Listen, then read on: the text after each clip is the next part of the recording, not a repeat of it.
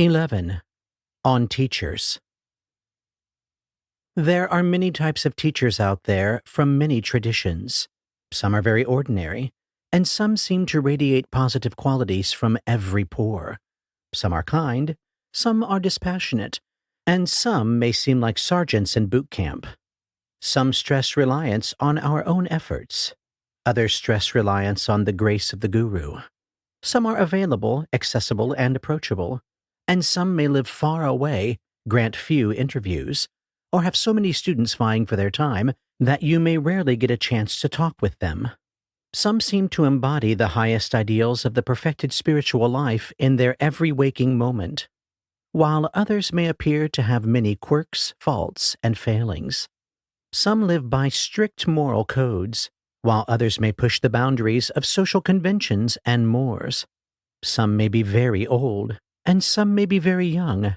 Some may require strict commitments and obedience. Others may hardly seem to care at all what we do, and some may seem to actively put barriers to interaction with them in our way. Some may advocate specific practices, stating that their way is the only way or the best way, while others may draw from many traditions or be open to your doing so. Some may point out our successes, while others may highlight our failures. Some may stress traditional renunciation or even ordination into a monastic order, while others seem relentlessly engaged with the world. Some charge a bundle for teachings, while others offer them at no charge. Some deeply respect scholarship and the lingo of meditation, while others may openly disapprove of formal terms, conceptual frameworks, and therefore never refer to them. Some teachers may be more like friends or peers that just want to help us learn something they happen to be good at, while others may be more into hierarchy, traditional structures, and the role of being a teacher. Hierarchy is a huge topic when dealing with any organization, community, and teacher-student situation. Hierarchies vary widely in the degree to which they promote real spiritual development, growth, and good practice in those who enter them. Some hierarchies are very natural. When I was in calculus class in high school, the teacher knew calculus, while I did not. I wanted to learn calculus, and she taught me calculus. Rules and expectations were straightforward. I followed along with her lectures, did the homework, and took the tests. She got paid from the community's taxes. Good learning occurred. If anything, she was the one who was exploited, given how little teachers are paid where I grew up. Still, it was healthy as teaching situations go. Similar situations occur in good, healthy, hierarchical meditation teaching situations, and those can be found. To pretend that we must dispense with hierarchies altogether is therefore naive and simplistic. If we did, we could never learn anything from another who undeniably had more training and experience than we do. It's a ridiculous idea if you parse it out with some clear thinking. However, as we all know, there are hierarchical situations that range from suboptimal to extremely toxic. In these, the exchange is not always straightforward. Learning to the level of the teacher is not actually encouraged, and teacher roles are ambiguous or involve domination and exploitation rather than true support. Often, the problem in these situations is that there is some mix of authentically healthy with unhealthy, unconscious elements. We find ourselves making compromises to get to the good parts, while giving away things we value, such as healthy boundaries, reasonable autonomy, self-respect, and our own empowerment to become competent practitioners capable of standing on our own 2 feet. While pragmatic Dharma as a movement has generally favored less hierarchical situations out of a reasonable fear of the many possible unhealthy situations more formal hierarchies can produce, we need not throw the baby out with the bathwater, and we need not, indeed cannot, dispense with or avoid hierarchies altogether. Most of the skills I learned in my life, I learned from experts who taught me what they knew in good hierarchical situations. And the same is true of meditation. I studied with established meditation masters in standard teacher-student situations, typically traditional monasteries and retreat centers, where the teacher was the teacher and I was the student. They taught according to their tradition. I practiced according to their skillful instruction. This approach worked out well. I personally have been lucky in this regard, but some of my friends have not been so lucky, as they have found themselves in suboptimal hierarchies and exploitative situations.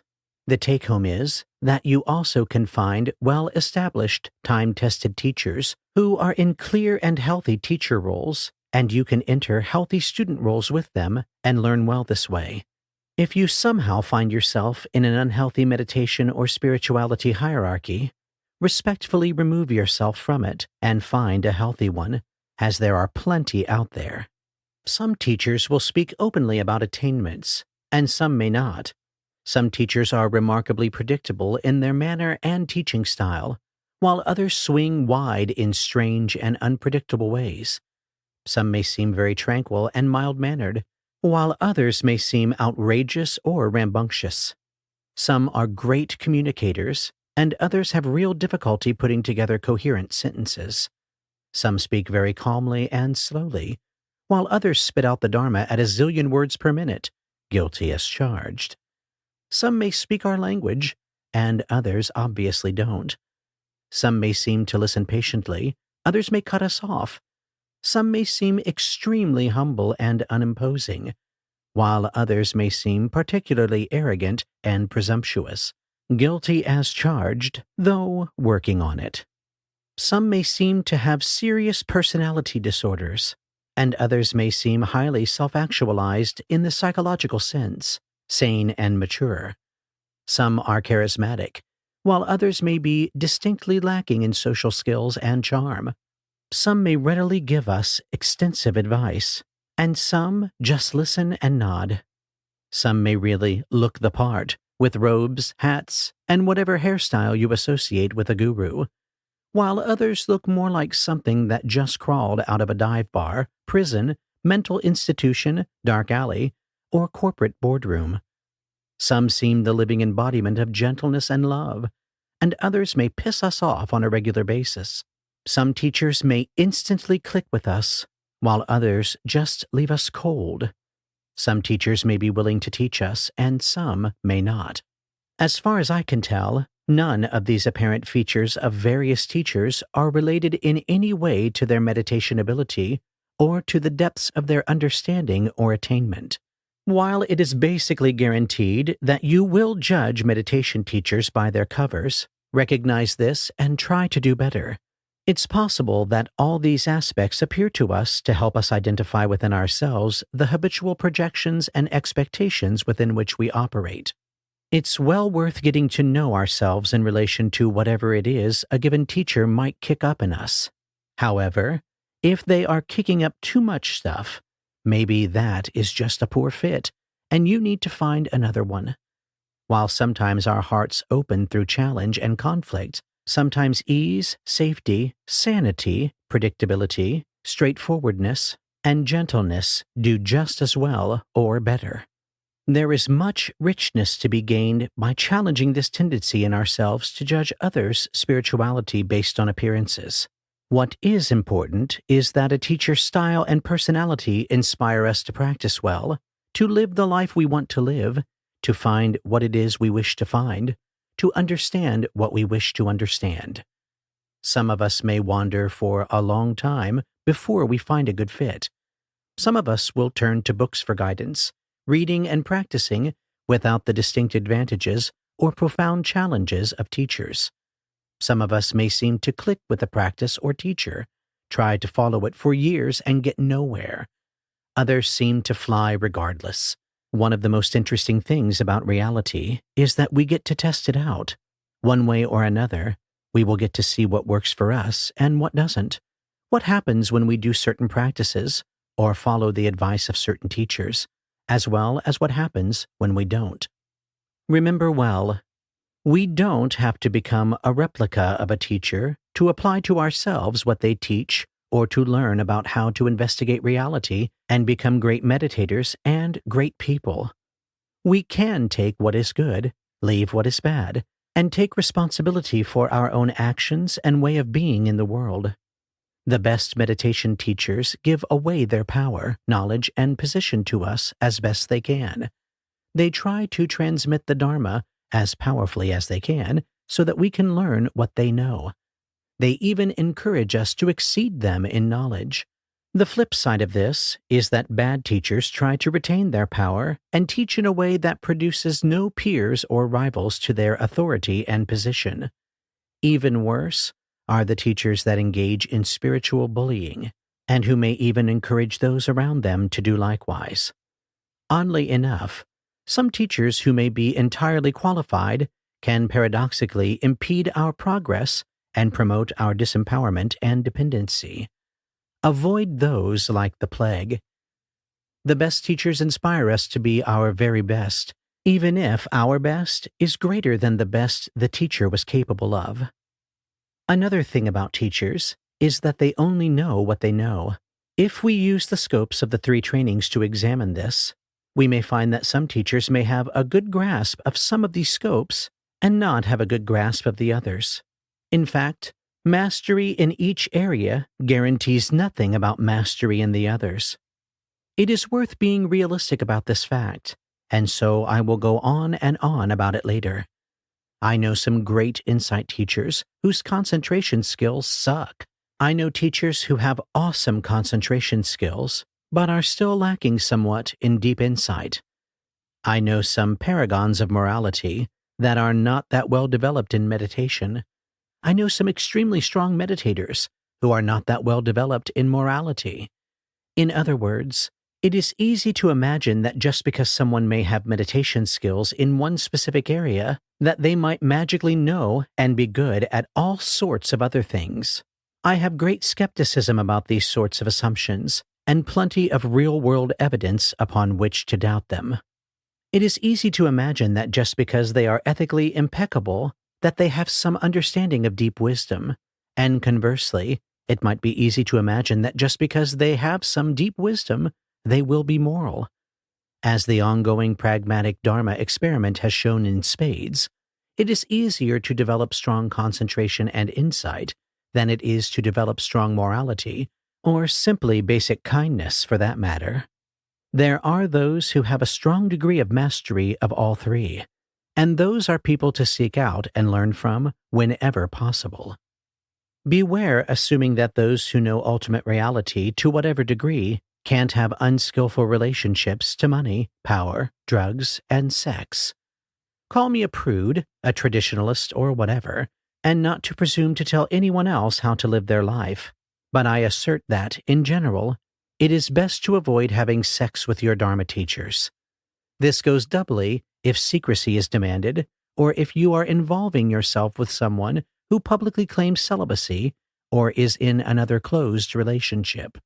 Following this simple advice will save you and them, and many others, all kinds of serious trouble. There are many people out there to have sex with.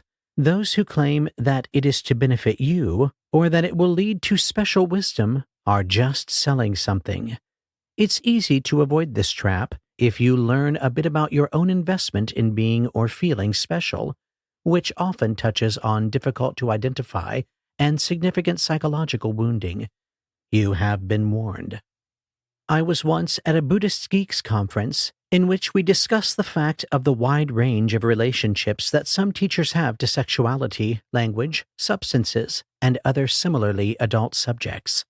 Definitely check out the extensive Buddhist Geeks online archive of interviews about the Dharma and how it may relate to modern life. Someone made an interesting and perhaps reasonable proposal that teachers should be rated as movies are in the American film rating system and expected to adhere to their rating, so that people can at least know what they might be getting themselves into. Teachers rated something like an R should have additional labels that explain why they get that rating, such as drugs, sex, language, etc. In this system, rated G teachers should not be expected to act like rated XXX teachers, for example. However, Were a rated triple X teacher to behave like the rated triple X teacher they are, that could hardly be cause for alarm or scandal, or accusations of hypocrisy. While we could debate the pros and cons of such a system, it is more reasonable than what currently happens, which is that nearly all teachers are assumed to be G or PG at most, whereas some reasonable number are way past PG-13 in their practice. I personally would likely get a PG-13 due to the language that I routinely use.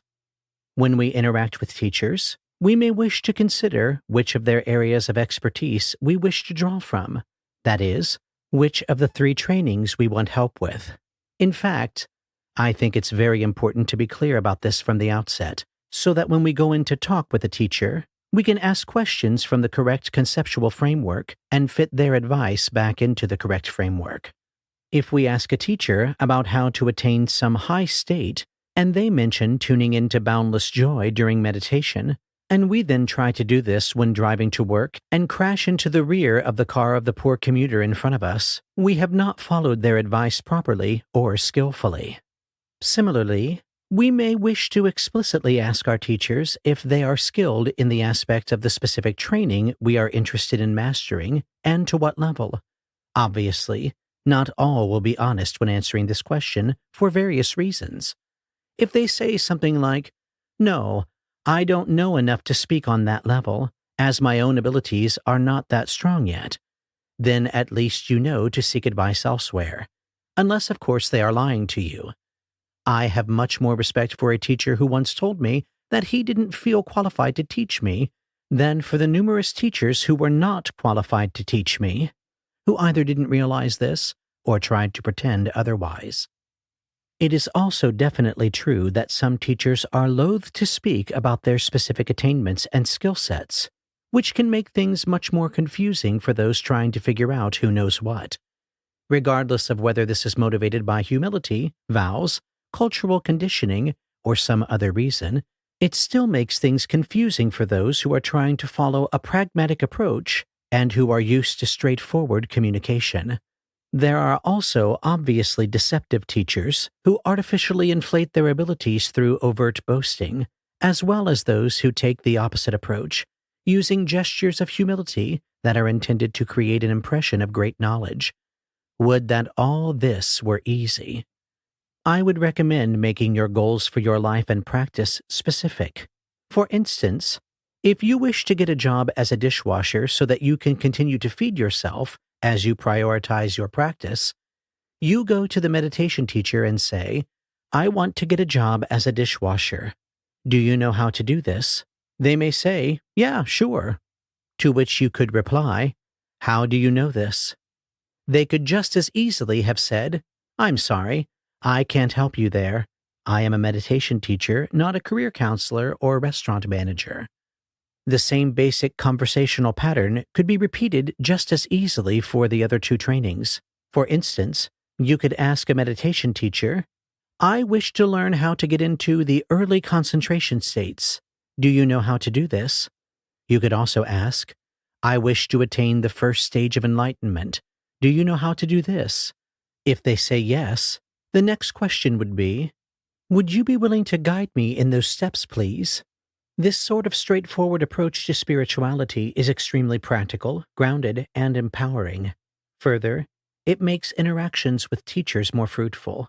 However, there are teachers who can still teach you useful things that won't respond well to those sorts of direct questions.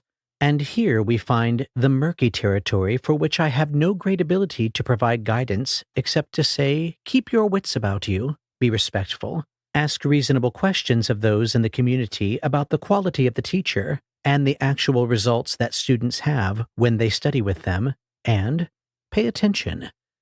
Traditional monastics will almost never discuss their practice directly, though some will give hints, some of which are glaring, and the talk and gossip around monasteries will often involve guesses and rumors about who knows what.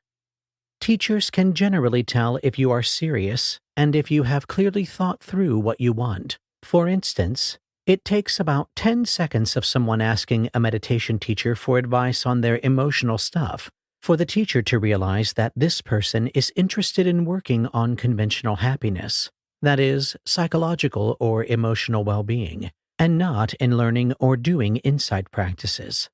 There is nothing wrong with working on emotional well-being, and you certainly need a baseline of it to be able to progress in meditation practice. But if it's your priority, you may need to first focus on strengthening your training in morality before embarking on insight practices. Similarly, it takes few conversations with a student to figure out if they are following your advice or not, so don't think you can fool them.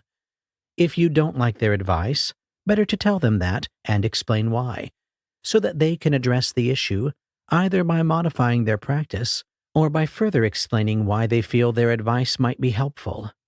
Further, if you follow some of their advice but change parts, or select parts and add other things, cutting and pasting to suit your preferences, and then find that this way of working has not produced the desired results, be careful about criticizing the teacher or the method, as you have not performed the experiment as recommended.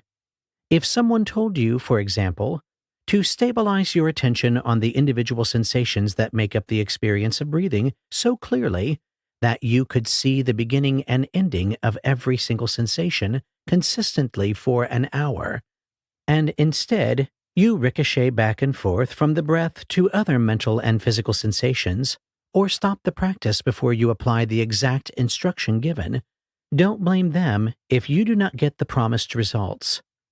Barring insurmountable external circumstances, the choice not to do the work is clearly yours, and thus you should accept personal responsibility for your own failure. I am not trying to be harsh, only honest and realistic. I am obviously a firm believer that people should take responsibility for what happens in their lives and practices. Not doing so is tantamount to you selecting to disempower yourself. Tangentially, but important to the point, teachers are wherever they are on their own path, dealing with their own lives, coming at things from their own conditioning, and filtering their perception of reality through wherever they find themselves in their own practice, just as everyone else is. There are cycles in our bodies, our lives, and our practices that can significantly color how we see things, and that applies to meditation teachers as much, or perhaps at times even more so, than everyone else, as strong practice can produce some strong side effects. So if you had some odd interaction with someone in a teacher role, it might be that they just got some really bad news about their sibling being sick, or are coming down with a stomach bug, or started having bad menstrual cramps when they were scheduled to have their interview with you. Or maybe you remind them of their ex, who they just broke up with. Something in your own practice, your face, your story, your way of speaking, or whatever, might contain some psychological triggers specific to them and their conditioning. Just as you want understanding from others dealing with you, grant that to others, and be mindful of how their being in a position of authority may short-circuit your own capacity for empathy. Their own practice might be in a strange or difficult place, and they might not be able to fully control the bleed-through from that. So, if something seems off in an interview or interaction, consider gently asking what is going on. They might not tell you, and they might not even know or be able to identify the reason for the difficulty at that moment or ever. Check out Blink by Malcolm Gladwell for fascinating information on how we try to retrospectively explain our behavior and just make things up. It might be that that's just the way they are, but at least considering the issue shows that you have enough of a meta-perspective to come up with a broader assessment of what is happening at that moment, rather than personalizing it and backsliding into reactivity. However, it is also possible that something about the interaction is in fact personal in relative terms, meaning that the reaction is about you and your way of being in that interaction. What personal, meditative, psychological, or other things were going on that influenced each part of this book as I wrote it? I am certain I couldn't tell you everything that influenced the tone and presentation of each part. And in person, in real time, my assessment would probably be just as inaccurate and incomplete. In a similar vein, Those in teaching roles may personally be doing very different practices from the ones they are teaching you, and coming from a perspective that has been transformed into something very different from the one you are coming to the practice with. Sometimes people can be in places and doing practices that are very different from the ones they started with or are known for, such as in a book or in a talk from their past. For example, the last time I did formal noting was probably sometime in 2001 or so, and that would have been only briefly. And the last time I practiced noting a lot was in 1996 or so. If a teacher has a profoundly transformed perception of reality, and has been this way long enough, it can be difficult to relate to those who are facing the problems and issues that arise in an earlier phase of practice. In fact, it seems to be relatively common for people far along the path to start teaching a way of practicing that makes sense if you are as far along the path as they are, but might not be anything like the practices they did to get to the point where that way of teaching and those practices and perspectives make sense or can be well integrated. Because of this, the teacher's current practice or take on things might not make much or any sense for where you currently are, whereas, were that teacher to teach you the basics and the techniques that got him or her their early breaks, practices they may not have done in years or decades, then you might do much better. The specific form of this that I find most unfortunate and dangerous is the teacher who spent years doing a strict practice under a particular teacher or tradition, requiring a specific technique, discipline, study, and hard cushion hours, who then, on the basis of that practice, gains some degree of insight, has some form of awakening experience, and then disavows the teacher or tradition they trained under because they themselves no longer feel they need it, having gained some of the promised realizations and insights. They deny crediting the rigorous path they followed with their current realization, tell their followers this, and of course those followers do nothing, apply no discipline, technique, or effort, and predictably get nowhere, but are nevertheless wowed by the snippets of real, hard-won, practice-derived insight the teacher does offer them in talks and Q&A sessions. In fact, I can think of numerous contemporary examples of teachers who teach perspectives and non- or anti-techniques that ironically in no way resemble what helped them arrive at their own realizations. It's an unfortunate, if unconscious, form of deception and undermines the precious real estate of others' minds. There are also those with previously cultivated training who claim to have never practiced anything. It's just a question of time to see if their approaches and teachings will lead to substantially realized, behaviorally transformed followers.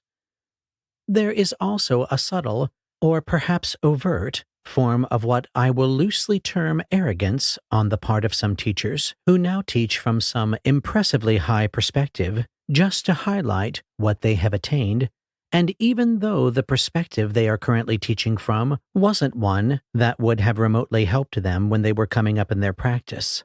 However, as this new way of perceiving reality is now at the forefront of their experiencing, it is very compelling and fascinating. Never underestimate the mind's ability to grip tightly the fruits of practice and cause serious trouble with them. If such individuals could go back in time to when they first started practicing and ask themselves what their current perspective was, would it do them any good? Would they themselves have gotten the insights they currently have following the totally different advice they now dispense? I suspect not, though the experiment can't be done. Regardless, be skeptical of those who advocate a completely different path from the one that got them their current insights. Those who followed a hard, strict, technique-heavy, disciplined path, who now disavow and or advocate no path are, in my view, missing something crucial about causality. Further, even for those who do teach the practices that worked for them, it takes personal discipline and deepening empathy on the part of the teacher to keep remembering that while they may have repeated the basic foundational concepts hundreds of times, they may not have repeated them to you. For those who teach a lot, a certain amount of burnout can set in, and this can cause them to forget to keep presenting things in a logical, straightforward, complete way, and to do this for meditator after meditator, Dharma talk after Dharma talk, retreat after retreat, year after year. Imagine making a professor of high-level calculus go back and teach kindergartners to count. Some can do this well, but plenty can't. This is normal human behavior, however disappointing. This raises another apparent paradox. Teachers who are closer to where you are on the path might sometimes make better teachers for you. If they just recently mastered what you are trying to master, just dealt with whatever you are dealing with, their easy recollection of familiar challenges may be more helpful to you than the perspective of someone who hasn't had to personally deal with those challenges in a long time. While teachers who are far along the path often can be inspiring, that doesn't mean that the people sitting on the cushion beside the main teacher might not actually provide us more timely and relevant advice. As the practices of those in teaching roles develop and change, they may go off in very different directions than the ones we expect or desire. The common scenario is that from their point of view, they may stand to gain from another tradition, and so shift in the direction of those practices, and perhaps in the direction of their related concepts, terms, and even their traditional contexts and approaches, while we, from our vantage point, still think that what would serve us best is for them to stay interested in the teachings or practices for which we came to appreciate them. This can cause a lot of confusion and resentment in those who don't appreciate the fact that we each are developing our mind and our heart to fit with our visions of what we think is possible and skillful. And this applies equally to people we think of as Dharma teachers or Dharma friends. Similarly, it is not that uncommon these days for teachers, mentors, or role models to declare that some previous thing that they believed and spoke of with such certainty no longer feels to be completely or even partially true, be it something on the nature of reality, practice, or their own attainments. Predictably, this too can cause much confusion, judgment, anger, and resentment. The dilemma faced by mature and advanced practitioners who understand and are sympathetic to the fact that this can cause a lot of confusion is how to respond to this situation. All too often, the people who have changed some view based on further advancement in their own practice simply keep quiet about it, skip over it, or even repeat things they no longer believe to avoid the chaos that can ensue, or because they believe these falsehoods will still yet provide some benefit to practitioners at early stages. This is generally a bad sign, a sign that they have too heavily bought into the role of being some fixed authority who must stick to their story regardless of their changing paradigm or perspective. In communities where it is not known that some of this is to be expected in teachers who are still practicing, the rewards for sweeping such issues under the rug can seem to that teacher to outweigh the rewards of being straightforward and open about what is going on with the teacher. This temptation can be hard to resist. It takes a lot of courage to say that we were wrong, that understanding was only partially developed, or that we are changing our mind. I hope that more mature meditation communities will develop an acceptance that some of this is a positive sign of people's development and growth, rather than some vile inconsistency that must be demonized and punished. This point will apply even more once we start talking about various levels of attainment, many of which are easy to overestimate when they first arise. Some of my Dharma friends and I have a concept we call the funnel. A funnel has a wide end and a narrow end. The wide end symbolizes Dharma that is easily accessible to a large group of people, or Dharma for mass consumption, if you will. The other end is narrow, symbolizing Dharma that is not accessible to the masses, as it is advanced, technical, subtle, and potentially very confusing, alienating, or perhaps even dangerous for anyone who has not progressed or matured enough in practice. There is also the middle of the funnel, which is somewhere in between. Teachers tend to have an area of the funnel that they resonate with best, which they teach most skillfully and naturally, You would think that the part of the funnel they are most suited to teaching might be a mark of where they are in their own development, but this is not necessarily the case. I have known very advanced teachers who were better at teaching students in the wide or middle part than the narrow, though it is true that to teach the narrow end, you must be an extremely well-developed and integrated practitioner and individual. I have known teachers who were great at teaching the narrow end, but ill-suited to the wide end, though not all of them knew this. I know a few teachers who excel at teaching people in all parts of the funnel. It is not always obvious to which part of the funnel a teacher is teaching. I had a teacher who liked to read the Frog and Toad children's books during her Dharma talks. Her style would have seemed about as wide-ended as it gets. Yet, the gently spoken and simple words she spoke had great profundity on many levels, and some points she made would only make sense to me years down the road and much farther along my path. As Kenneth points out, there is room in the meditative ecosystem for teachers in all parts of the funnel. As you practice, you will likely move from the wide end to the narrow end, and as you move, you may need to draw on the support of different teachers and communities who are more suited to where you find yourself. We need kindergarten teachers as much as we need graduate school teachers, as well as all the teachers for the grades in between. We also wouldn't necessarily expect graduate school professors to do a good job teaching kindergarten and vice versa, though some do both well. I am implying no hierarchy with this funnel model, just pointing out the general issues so that you can better understand how to interact with teachers.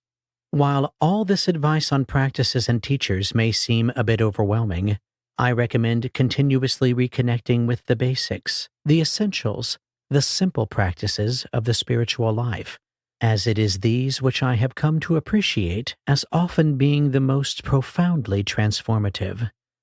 It is your practice that will help you in the end. Here is reality. Here you are. Inhabit this moment and engage with it directly.